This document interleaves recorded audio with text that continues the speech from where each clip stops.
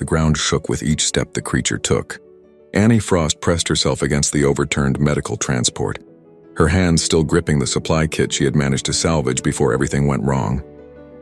Dust filled the air so thick she could taste it, and somewhere in that choking cloud something massive was breathing. She had seen war dragons before, but only in recordings. Everyone in the Galactic Relief Corps watched the footage during training, learning which battlefields to avoid and which species used what weapons.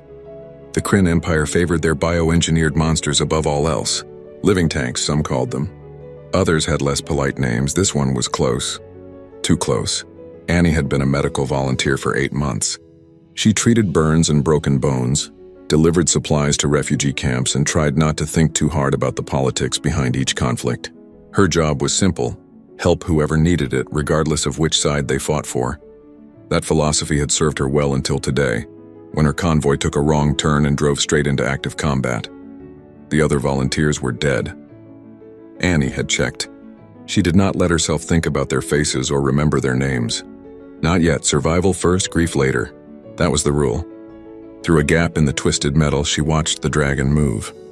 Its scales were deep red, almost black in places where old blood had dried. Scars covered every visible surface. Some wounds looked fresh, still weeping fluid that hissed when it hit the ground. The creature limped, favoring its left side. Something was embedded in its shoulder, a piece of shrapnel or broken weapon glinting in the fading light. The dragon stopped moving. Its head swung toward her hiding spot, and Annie felt her heart stop.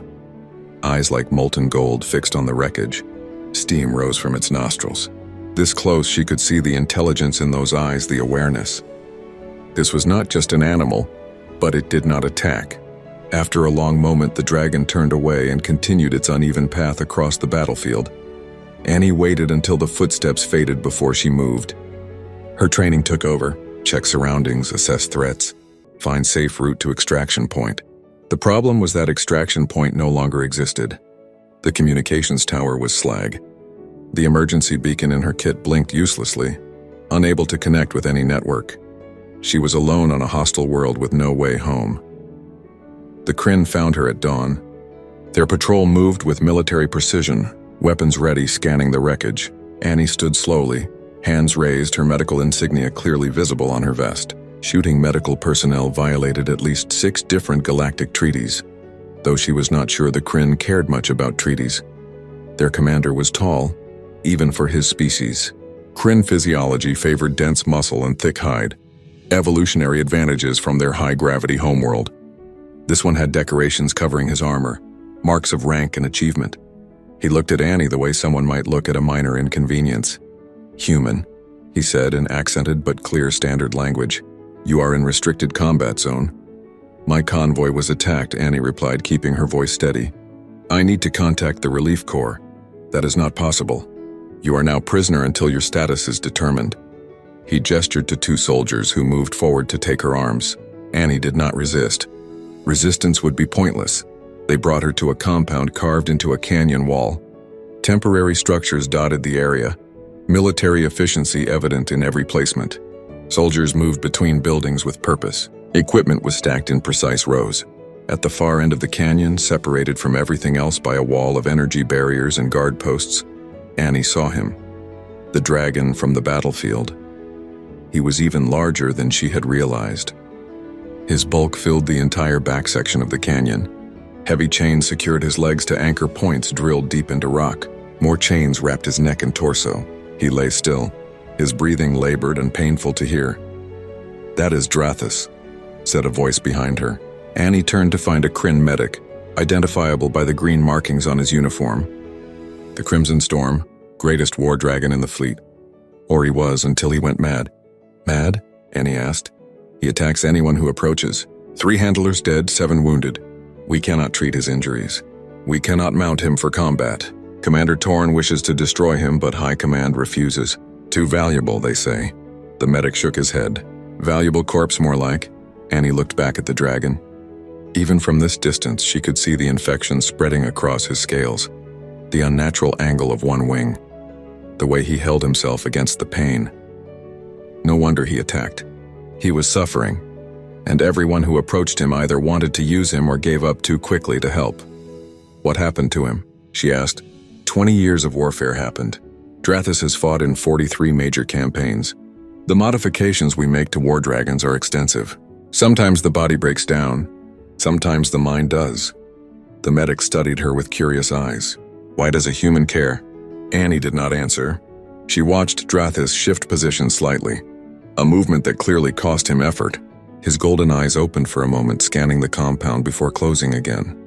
She was a prisoner here with no way home and no way to help herself. But maybe, just maybe, she could help someone else. The idea was probably stupid. It was definitely dangerous. Every logical part of her brain said to keep her head down and wait for diplomatic channels to secure her release. But Annie had never been particularly good at listening to logic. When someone was suffering in front of her, she would need supplies. She would need time. Most of all, she would need patience. Nobody climbed the war dragon. Maybe that was the problem. Annie spent 3 days watching before she made her move. The Kryn had assigned her to their medical bay, a practical decision since they were short on trained personnel. She cleaned wounds, mixed medicines, and learned which injuries the Kryn considered serious versus which ones they expected soldiers to ignore. Their pain tolerance was impressive. Their bedside manner was non-existent. Between shifts, she observed Drathis. The guards changed every 6 hours. Their patrol patterns were predictable, designed more to keep others away from the dragon than to keep the dragon contained. Those chains would hold him regardless. At midnight, there was a 15-minute gap when the night patrol took their meal break simultaneously. Poor discipline, but it worked in her favor. Drathis slept in short cycles, never more than an hour at a time. His breathing hitched on every third inhale, suggesting broken ribs that had healed incorrectly. The infection on his left shoulder had spread, discoloring the scales around it. Without treatment, it would eventually kill him. Annie gathered supplies slowly, carefully.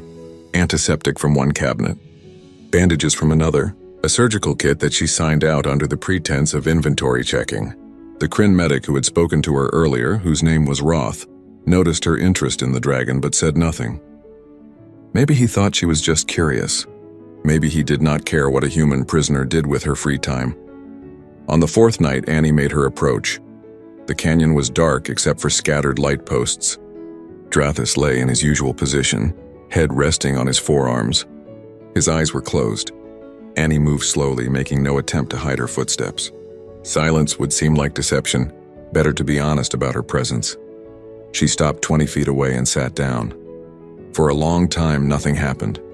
Annie waited, her supply kit beside her, her hands empty and visible. Wind moved through the canyon, carrying the smell of stone and the distant ocean. Her grandmother used to say that patience was the hardest skill to learn. Annie was starting to understand what she meant. Drathis opened one eye. It fixed on her with that same terrible intelligence she had seen on the battlefield. Annie did not look away. She did not reach for anything. She just sat. "Hello," she said quietly. "My name is Annie. I know you probably do not understand me, but I wanted to introduce myself properly." The dragon's eye narrowed. Steam vented from his nostrils. Still, Annie did not move. "I am not going to hurt you," she continued. "I am not going to try to ride you or chain you or use you for anything. I just thought maybe your shoulder hurts and maybe you would like someone to help with that. No pressure. I can just sit here if you prefer." Her grandmother had taught her dozens of old songs, melodies from Earth that predated space travel and alien contact. Annie had always loved them for their simplicity. She began to hum one now, a lullaby about stars and sailing ships and coming home. Her voice was nothing special, but the tune was gentle. Drathis shifted. The chains rattled. Annie kept humming, kept sitting, kept her hands in her lap. An hour passed. Then another. Annie's legs went numb. She ignored the discomfort. Drathis watched her the entire time, sometimes with both eyes, sometimes with one. He did not sleep. Neither did she. When the first hints of dawn colored the sky, Annie stopped humming. "I am going to come back tomorrow night," she said. "Same time. You do not have to do anything. I will just be here if you want company." She stood slowly, picked up her kit, and walked away. Every instinct screamed at her to look back, to check if the dragon was reacting. She did not look back. The next night, she returned and sat in the same spot. This time, she hummed different songs. Drathis watched. On the 3rd night, Annie moved 5 feet closer before sitting. Drathis tensed but did not react violently. Progress. By the seventh night, Annie sat close enough to touch the dragon's scales if she reached out. She did not reach out. Instead, she talked. She told him about Earth, about oceans and forests and cities. She told him about her grandmother who raised her, about learning medicine, about the first time she saw a planet from orbit. Her voice was the only sound in the dark canyon except for their breathing. Drathis made a sound. It was low, almost subsonic, a vibration Annie felt in her chest more than heard with her ears. Not quite a growl, something else. Communication, maybe. I know, Annie said, though she had no idea what the sound meant. It must be difficult. She opened her supply kit and slowly removed the antiseptic. Drathis's eyes followed her movements. This might sting a bit, Annie warned, but it will help with the infection. May I? She waited. Drathis did not move. Taking that as consent, Annie carefully approached the infected wound on his shoulder. Up close, the damage was worse than she thought. The infection had eaten deep into the tissue beneath the scales. Embedded in the center was a broken blade, part of a Kryn weapon lodged at an angle that made natural healing impossible. Annie worked slowly, narrating each step. She cleaned the area first, removing dried blood and dead tissue. Drathis rumbled again, his muscles tensing, but he did not pull away. The blade would be the hard part. It was lodged between scales, buried deep. This is going to hurt, Annie said honestly. I am sorry. I will be as quick as I can. She gripped the exposed end of the blade with her surgical tool and pulled. Drathis roared, a sound that echoed through the canyon and brought guards running. Annie ignored them, focused completely on her task. The blade came free with a gush of infected fluid. She dropped it and immediately flushed the wound with antiseptic. Guards surrounded her, weapons raised. Annie paid them no attention.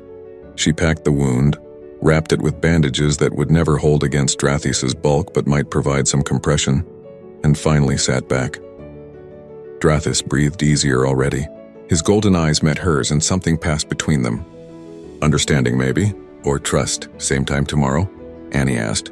The dragon lowered his head to the ground and closed his eyes. Annie took that as a yes.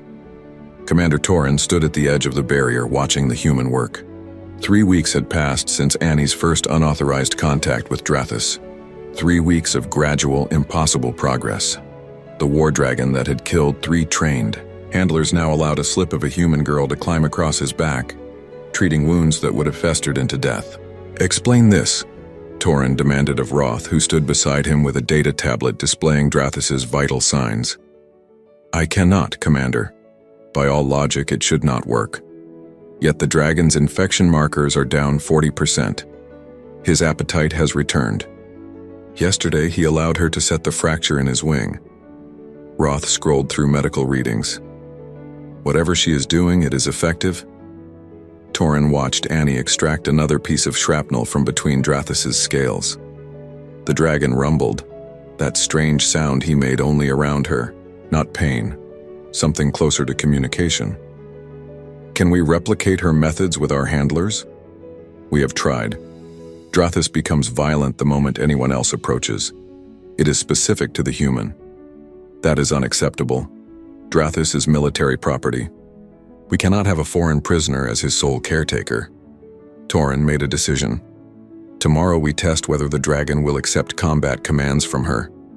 Annie learned about the plan when guards came for her during the morning meal. They did not explain, just escorted her to the command center where Torin waited with his senior officers. Maps covered the walls, tactical displays showing troop movements across the contested territories of Ashfall Ridge. You have done well with Drathis, Torin began without preamble. The dragon is operational again thanks to your efforts. Now you will ride him in combat. Annie's stomach dropped. I am a medic, I do not fight. You are a prisoner who has been given considerable freedom in exchange for your cooperation. That cooperation now extends to military application. Torin gestured to the maps. 3 days from now, there will be a major assault on enemy positions. Drathis will participate, you will guide him. And if I refuse, then you are no longer useful. Neither is Drathis. Torin's expression did not change. We will destroy the dragon and process you through standard prisoner channels. You may eventually return to your people assuming diplomatic negotiations succeed. Drathis will simply be dead. It was not really a choice. Annie understood leverage when she saw it. "I will not attack anyone," she said firmly. "If I ride Drathis, it will be for rescue operations only. Medical evacuations, recovery of wounded soldiers. From both sides," she added, watching Torin's face. "I am a medic. That is what I do." Torin considered this. Several officers muttered objections, but he silenced them with a raised hand. "Acceptable. A flying medical platform has strategic value, but you will follow command structure and designated flight paths. Deviation will be considered hostile action." The next 2 days passed in intensive preparation. Annie learned basic flight commands from Kryn dragon handlers. Though she suspected Drathis would ignore most of them, she studied battlefield layouts and memorized radio protocols. Most importantly, she talked to Drathis constantly, explaining what was about to happen and what she needed from him. The dragon listened. His golden eyes tracked her movements as she walked around him, showing him maps and describing the mission. Annie had no idea how much he actually understood versus what he picked up from her tone and body language. But she talked anyway, building on the trust they had developed. On the morning of the operation, Annie climbed onto Drathis's back for the first time with purpose rather than treatment. The scales were warm beneath her, almost hot. She found handholds where spikes rose from his spine and settled into a natural groove between his shoulder blades. This close, she could feel his heartbeat, massive and steady. "Ready?" she asked quietly. Drathis's answer was to stand. The chains that usually held him had been removed. For the first time in years, he was free to move. His wings spread, each one as long as a small transport ship. The soldiers nearby scrambled back. The flight was beyond anything Annie had imagined. Drathis launched into the air with power that pressed her flat against his back. The compound fell away below them. Wind screamed past her ears. She gasped for breath in the thin upper atmosphere before Drathis leveled out, his flight becoming smooth and controlled. Below them, the battlefield spread like a map made real. 2 armies clashed across broken terrain, weapons fire creating patterns of light. Annie felt sick watching it, knowing each flash represented someone dying or being hurt. The radio in her ear crackled with commands, directing her toward a Kryn position taking heavy fire. Wounded soldiers needed extraction. Annie leaned forward, pressing her hand against Drathis's scales in the signal they had practiced. The dragon banked, diving toward the coordinates with frightening speed. They landed in chaos. Explosions, screaming, the smell of burnt flesh and ozone. Annie slid from Drathis's back and ran toward the wounded, her medical training overriding her fear. She worked fast, stabilizing the worst injuries while Drathis provided cover simply by being there. Enemy forces held their fire, uncertain how to react to the legendary Crimson Storm appearing in their midst but not attacking. Annie loaded 3 wounded soldiers onto a harness rigged to Drathis's back. As she worked, she saw more injured beyond the Kryn lines, enemy soldiers bleeding out in the dirt. Her people, in a different sense, people who needed help. "Commander," she spoke into the radio, "I have wounded hostiles in view, requesting permission to extract." Silence. Then Torin's voice, tight with disapproval. "Negative. Complete your mission and return to base." Annie looked at Drathis. The dragon looked back at her with those knowing eyes. She thought about what was right versus what was ordered. She thought about why she became a medic in the first place. "Negative, Command. Medical oath supersedes military orders. I am extracting all wounded." She switched off the radio before Torin could respond. It took 4 more trips.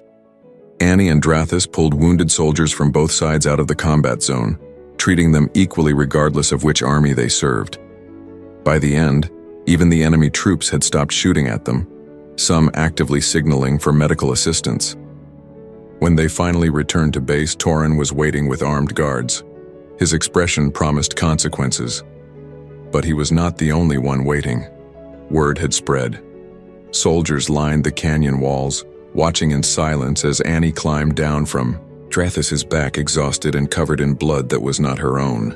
"You directly violated orders," Torin said. "I saved 17 lives today," Annie replied. "That is my job. What happened next surprised everyone, including Torin. One of the soldiers began a slow clap, then another.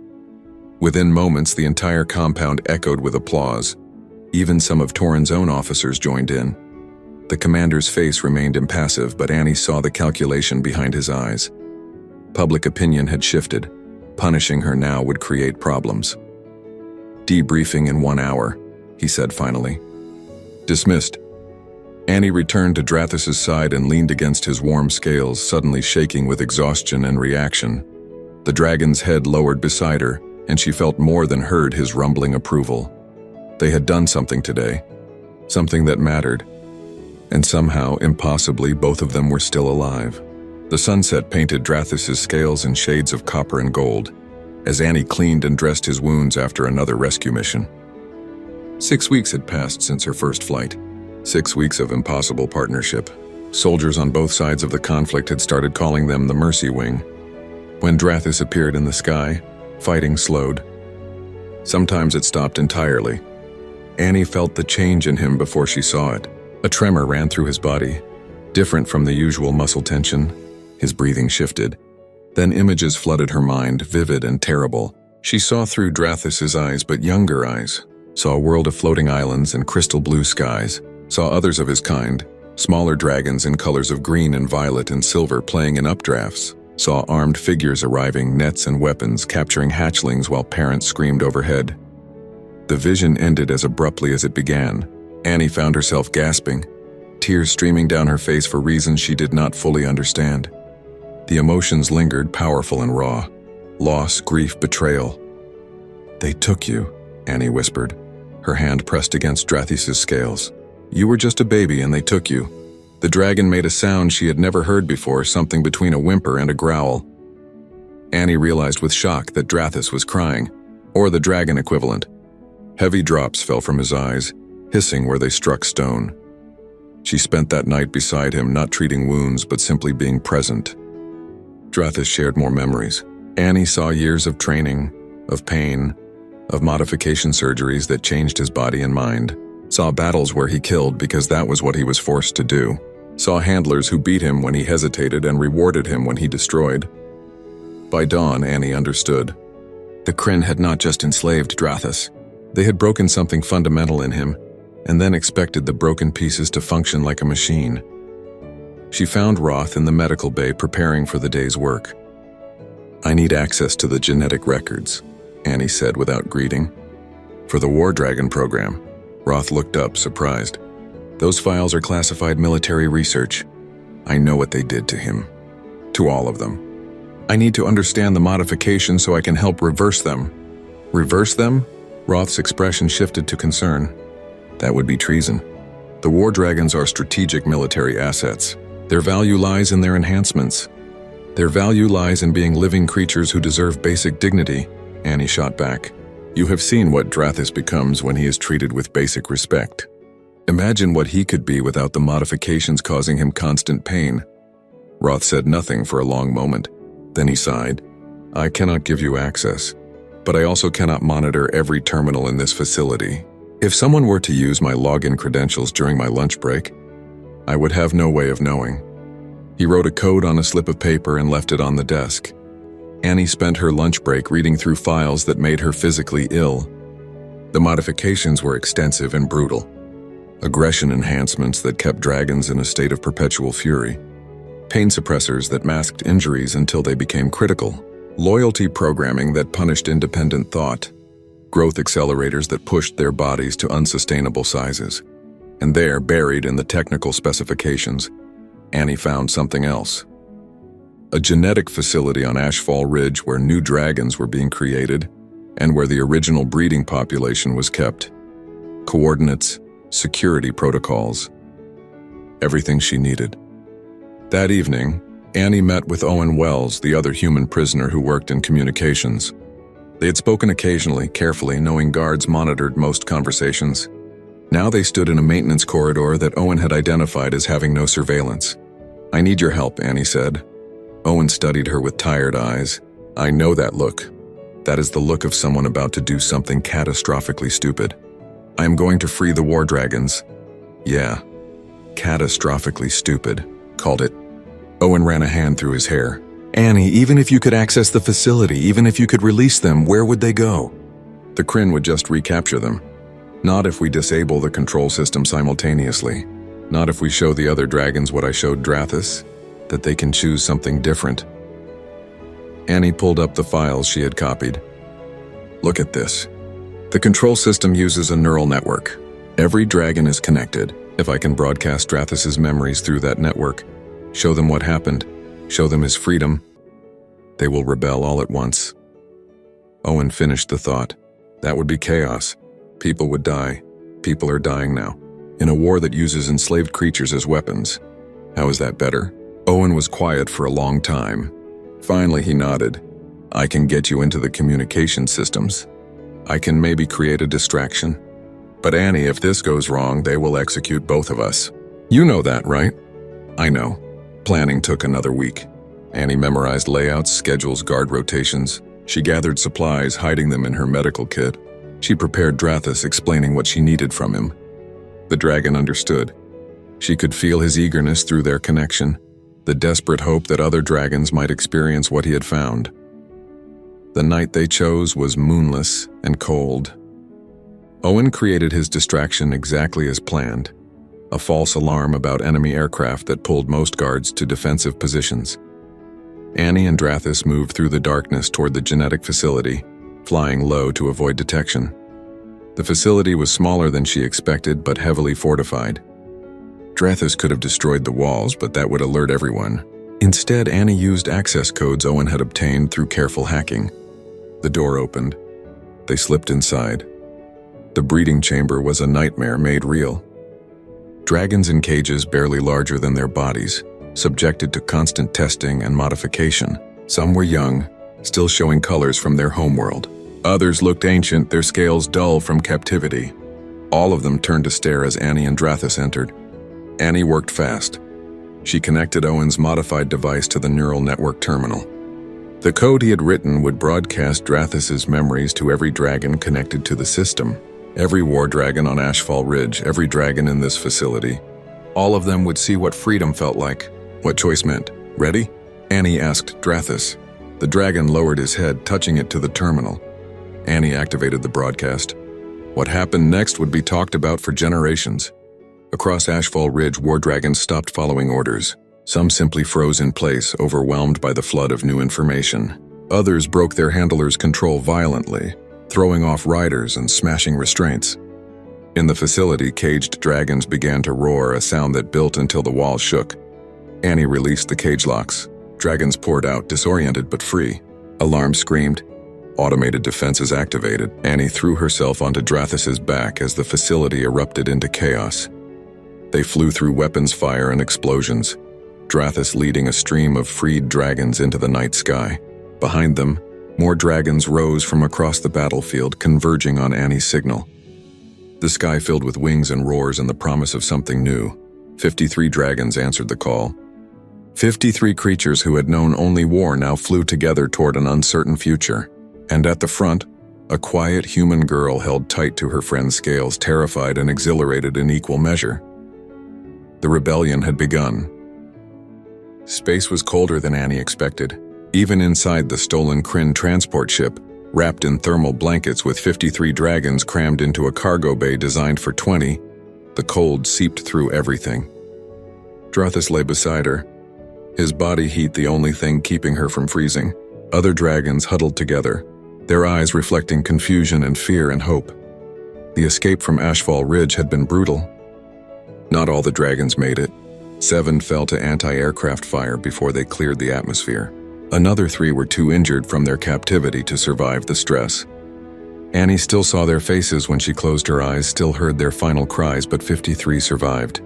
53 dragons who Owen had helped load onto a transport while the Kryn military dealt with a base in chaos.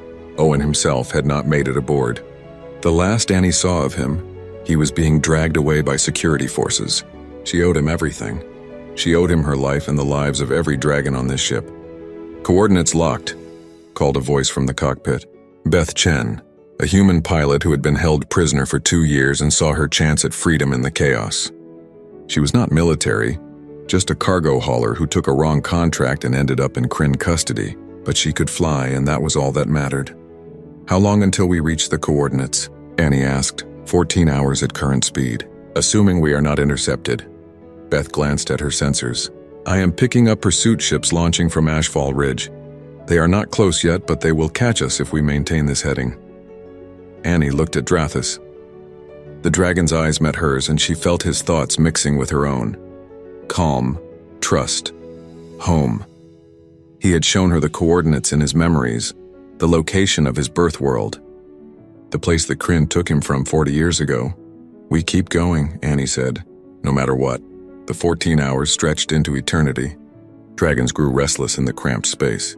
Some of the younger ones cried out, distressed by the unfamiliar environment. Annie moved between them, treating injuries, offering what comfort she could. She used the last of her medical supplies on a green dragon with a shattered wing, knowing it might not be enough. The Kryn pursuit ships gained steadily. Beth pushed the transport to its limits, but the military vessels were faster, better armed. By the 12th hour, weapons fire began striking their shields. We are not going to make it, Beth said. Shields are at 30%. I can maybe keep us intact for another hour before they board us. Annie refused to accept that. Not after everything. She returned to the cargo bay and pressed her hand against Drathis's scales. I need to try something. Trust me. Closing her eyes, Annie reached out through the connection she shared with Drathis. She felt his consciousness, vast and old and scarred but healing. She felt the other dragons too. Their minds linked through the neural network the Kryn had installed. That network was meant for control. Maybe it could be used for something else. Annie pushed her thoughts outward, sharing not just with Drathis but with all of them. She showed them her memories of Earth, of freedom, of what family meant. She showed them Drathis's memories of his homeworld, the place they were trying to reach. Most importantly, she showed them hope. The dragons responded, their minds connected with hers, creating something larger than any individual. A collective consciousness born not from control but from choice. And through that connection, Annie felt something incredible. She felt their homeworld calling them back. Beth, Annie said, her eyes still closed. Adjust heading. The dragons know the way. Annie, you are not making sense. Dragons cannot navigate hyperspace. Trust me, please. Beth made the adjustment. The moment she did, Annie felt rightness settle through the collective consciousness. The dragons knew where they were going.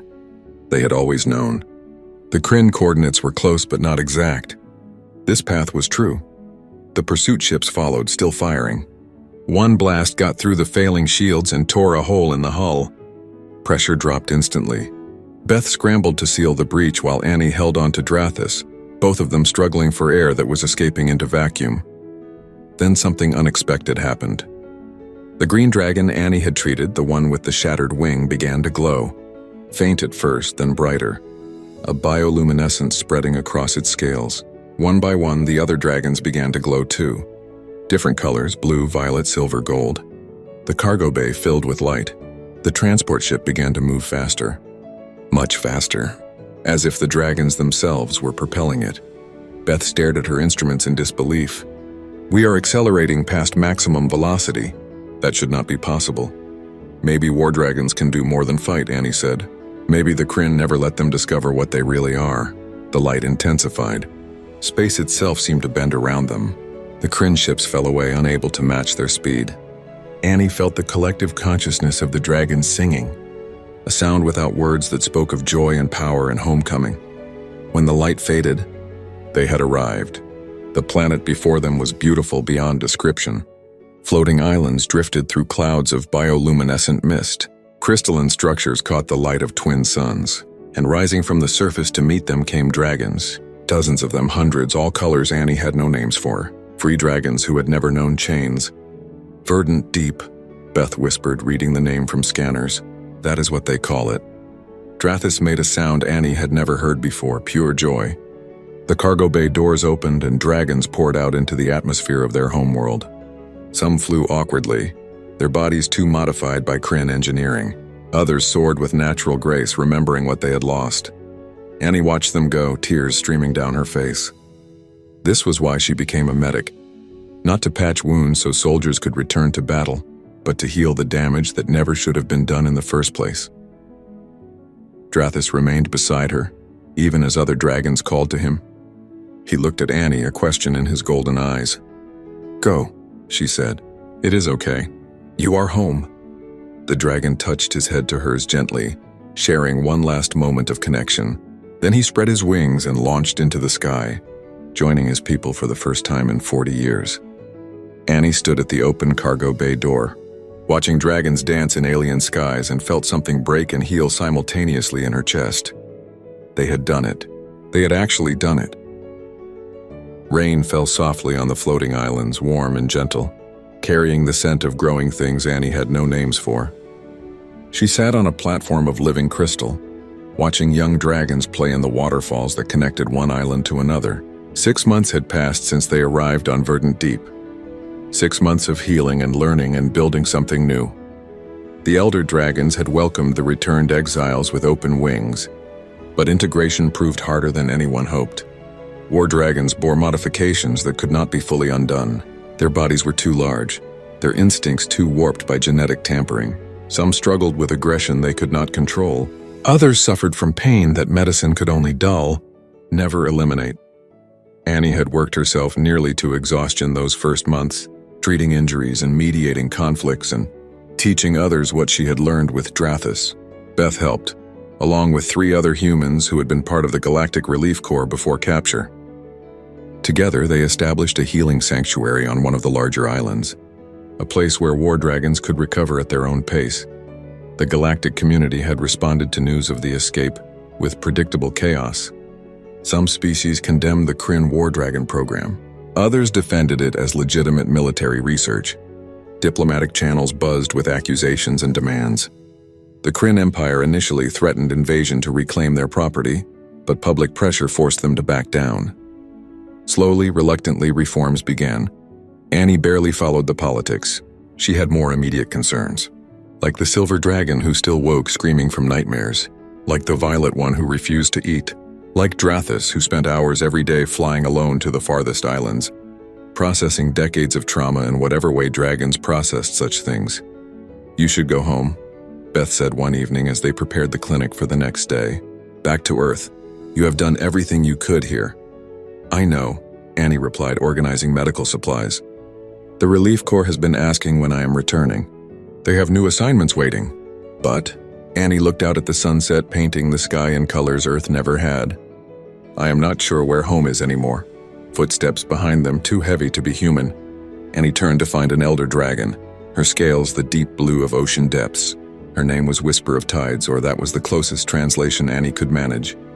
She had been one of the first to welcome them. "The young ones ask for you," Whisper of Tides said in the clicking, harmonic language of her people. Annie had learned enough to understand basic communication. "They wish to show you something." Annie followed the elder to the playing grounds where young dragons gathered. These were true younglings, born free on Verdant Deep, never knowing chains or modification. They played with an energy the war dragons still struggled to feel. When they saw Annie, they rushed over, chirping excitedly. The smallest, barely larger than Annie herself, tugged at her sleeve with careful claws. He led her to a shallow pool where something remarkable grew. Flowers, if they could be called that. Crystalline structures that chimed softly in the breeze and glowed with internal light. The younglings had arranged them in a pattern, and it took Annie a moment to recognize what she was seeing. Her name, written in standard letters with alien flowers. "A gift?" "Thank you," Annie said, her voice thick with emotion. "This is beautiful." The younglings chattered happily. One offered her a flower to keep. Annie took it carefully, marveling at how it felt alive in her palm, warm and humming with gentle energy. When she returned to the clinic, Drathis was waiting. He still came to her each evening, maintaining the bond they had built. But something was different today. His posture held new confidence. His eyes showed peace Annie had not seen before. "You look better," she said, approaching to run her hand along his scales. Drathis rumbled, that sound of contentment Annie loved. Then he did something he had never done before. He shared a memory that was not from his past, but from his present. Annie saw herself through his eyes, saw how she moved through the sanctuary, helping without expecting gratitude, caring without demanding affection, saw herself the way Drathis saw her, as someone who had given him back not just his freedom but his sense of self. The memory shifted, Showed her Earth, green and blue and familiar. Showed her family, her grandmother who had passed 2 years ago but who Drathis remembered from Annie's own memories. Showed her making the choice that felt right, not the choice others expected.